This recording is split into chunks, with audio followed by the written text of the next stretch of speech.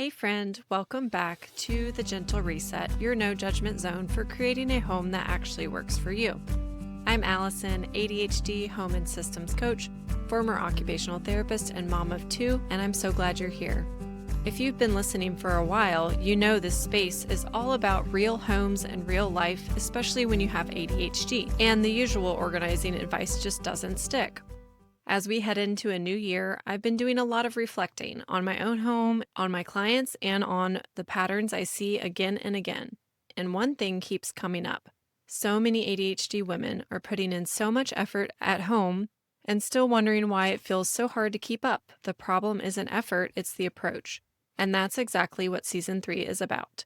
We're going to talk about what happens when your home slowly becomes harder to manage over time, why certain spaces drain your energy more than others, and how a gentle reset built around your life and your brain can bring relief without adding more to your plate. I'll be sharing behind the scenes from my own home, real client stories, and what really changes when a space finally works for you. This season isn't about perfect systems or starting from scratch. It's about recognizing when your home is asking for help and what it looks like to answer without shame. New episodes start January 7th, and they'll drop every Wednesday. If you're craving a calmer, more supportive approach to your home this year, make sure you hit follow now. I can't wait to walk into this next season with you.